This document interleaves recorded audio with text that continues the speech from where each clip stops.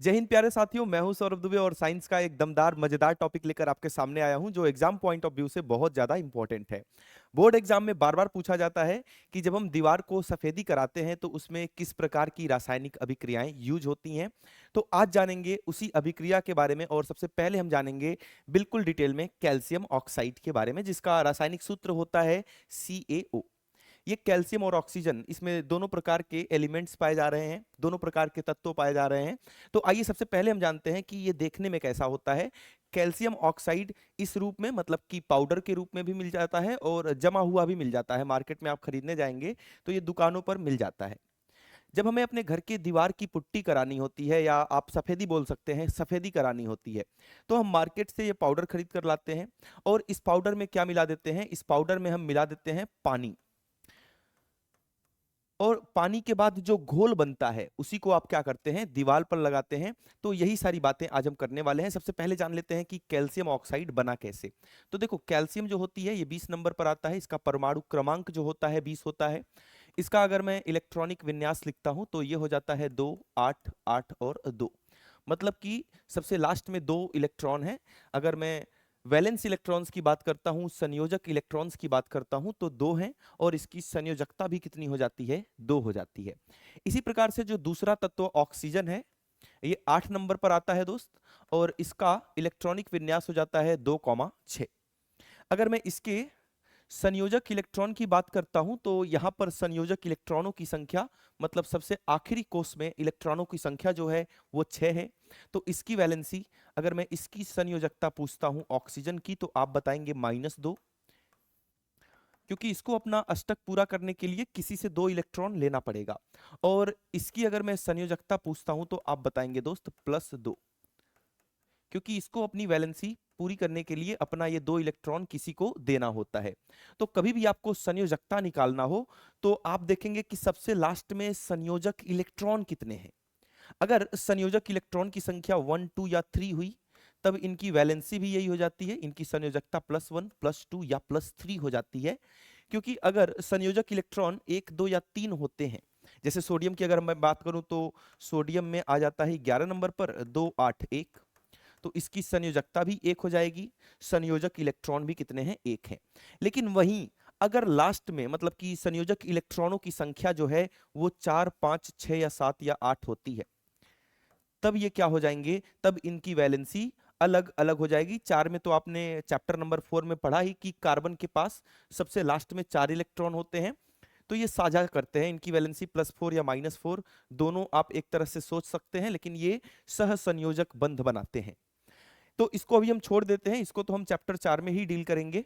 5 6 और 7 की अगर मैं बात करता हूं तो ये क्या करते हैं? अष्टक पूरा करने के लिए 5 देते नहीं है, ये 3 ले लेते हैं, तो इसकी संयोजकता -3। ये 2 ले लेगा 8 पूरा करने के लिए, तो इसकी संयोजकता -2। और 7 की संयोजकता, अगर किसी के लास्ट में 7 है तो उसकी संयोजकता दोस्त कितनी हो जाएगी?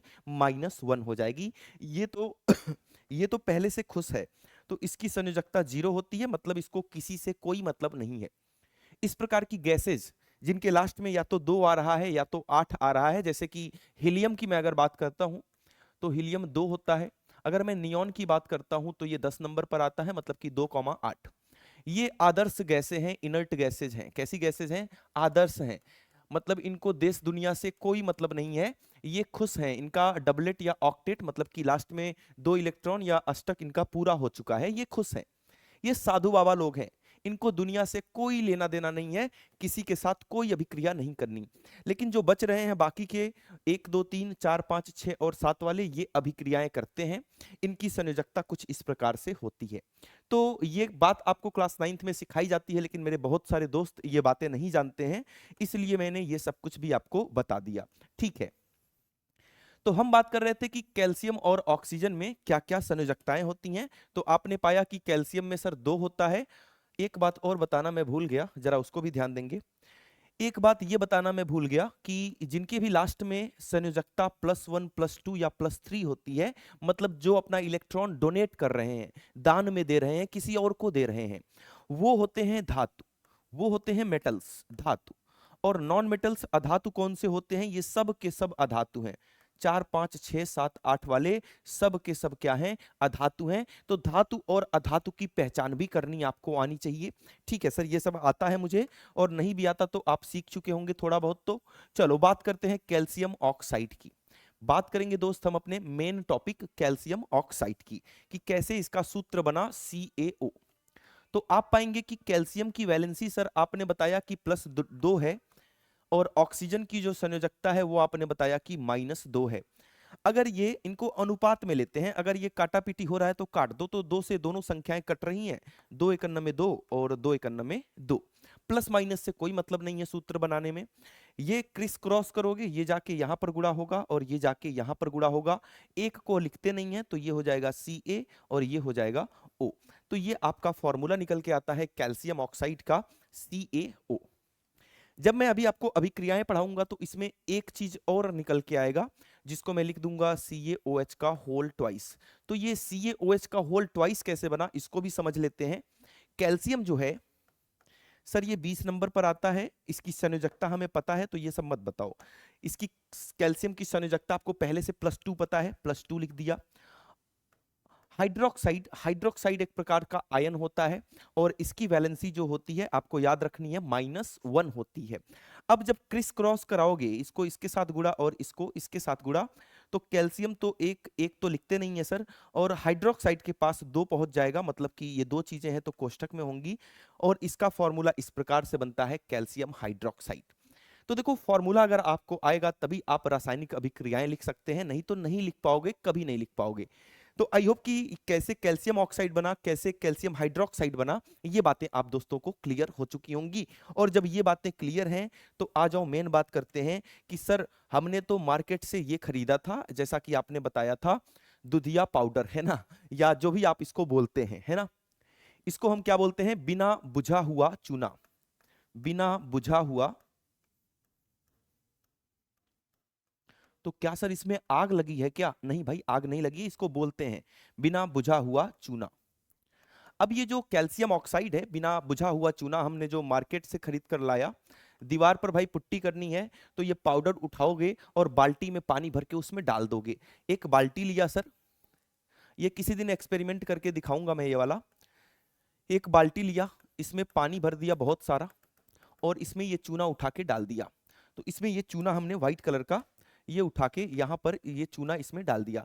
जैसे ही ये वाला चूना इसमें डालते हैं आप पानी में, तो यहाँ पर कुछ बबल्स आएंगे, है ना, मतलब कि कुछ हीट एनर्जी निकलेगी। क्या निकलेगी? हीट एनर्जी निकलेगी। ऐसे बनाना मत, आपको याद रहे इसलिए बना रहा हूँ लाल लाल। ये क्या है? ऊष्मा है, हीट निकलती है, ऊष्मा निकलती है। हीट लिख देता हूं मैं, हिंदी में पता नहीं ऊष्मा बोलते हैं या ऊर्जा, ऊष्मा ही बोलेंगे। ऊष्मा निकलती है, क्लियर है बातें? तो यहां से हीट निकलती है, ऊष्मा निकलती है, इसको इंग्लिश में भी लिख देता हूं, हीट एनर्जी निकलती है। बात क्लियर? ठीक है, यहां तक क्लियर है सर कि आपने क्या बोला कि मार्केट से ये खरीद के लाओ बिना बुझा हुआ चूना, जिसको हम वाटर के साथ, पानी के साथ रिएक्शन करा देंगे, और जब ये रिएक्शन होगा तो यहां पर बनता है CaOH का होल ट्वाइस, है ना। कैल्शियम ऑक्साइड और जब वाटर आपस में रिएक्शन करते हैं, अभिक्रिया करते हैं, तो बनता है CaOH का होल ट्वाइस, और साथ साथ में ऊर्जा निकलती है। क्या निकलती है? ऊर्जा निकलती है। ऊर्जा ही बोलेंगे भाई, ऊष्मा अच्छा नहीं लग रहा मुझे, ऊर्जा बोलो, है ना। कुछ ऊर्जा निकलती है यहाँ पर, कुछ एनर्जी जनरेट होती है। क्लियर है बातें? तो जब हम कैल्शियम ऑक्साइड को वाटर के साथ रिएक्शन कराएंगे तो ये होगा। क्लियर है बातें? यहां तक कोई दिक्कत वाली बात नहीं है ना। क्विक लाइम बोलते हैं इसको इंग्लिश में, बुना बुझा हुआ चूना, या तो क्विक लाइम बोलते हैं इसको इंग्लिश में। इसको क्या बोलते हैं दोस्त? इंग्लिश में बोलते हैं इसको स्लेक्ड लाइम, स्लेक्ड लाइम। तो इस नाम से भी कभी कभी कंपटीशन एग्जाम में हिंदी में भी पूछ लिया जाता है, तो दोनों नाम याद रखना है। स्लेक्ड लाइम को सर हिंदी में क्या बोलेंगे? तो इसको बोलेंगे बुझा हुआ चूना। क्या बोलेंगे? बुझा हुआ चूना। ये बहुत ही इंपॉर्टेंट रिएक्शन है आपके एग्जाम के लिए। तो क्या सर जब दीवार पर पुट्टी करते हैं तो बस इतना ही होता है? नहीं भाई, ये तो आपने घोल बना लिया, अब ये घोल आप दीवार पर लगाओगे, मतलब दीवार जो है उसके ऊपर क्या लगाओगे? इस बाल्टी में जो भी बना है रिएक्शन के बाद ये बन चुका है CaOH का होल ट्वाइस। मतलब जो बिना बुझा हुआ चूना था वो बुझा हुआ चूना बन चुका है, CaOH का होल ट्वाइस बन चुका है, बाल्टी में तैयार है।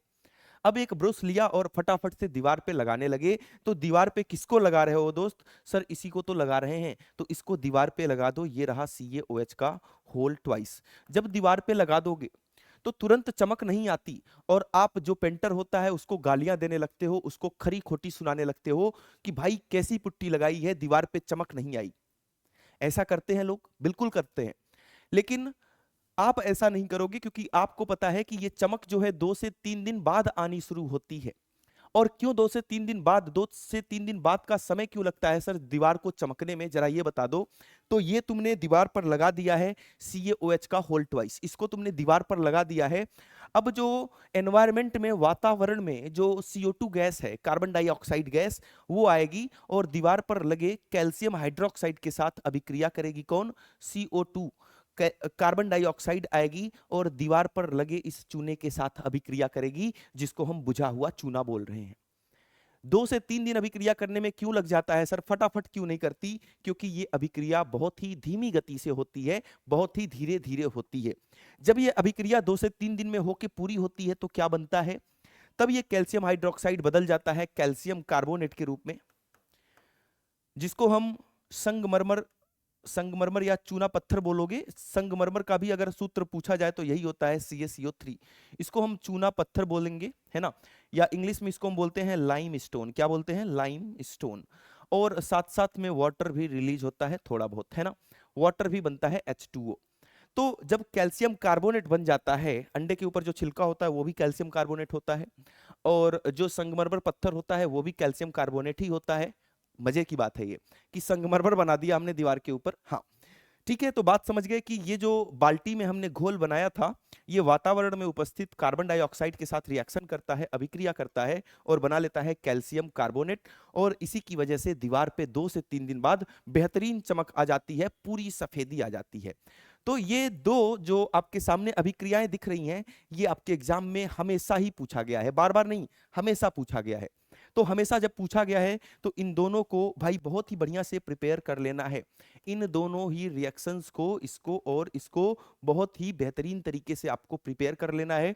तो ये कहानी थी कैल्शियम ऑक्साइड की। तो आई होप कि आपको समझ में आया होगा। एग्जाम के लिए एक 100% एग्जाम में आने वाला टॉपिक भी आपका तैयार हो चुका है। तो ये वीडियो अपने दोस्तों के साथ भी शेयर करेंगे, जिससे उनको भी एक क्वेश्चन कंफर्म पता चल जाए कि ये वाला बोर्ड में आ रहा है।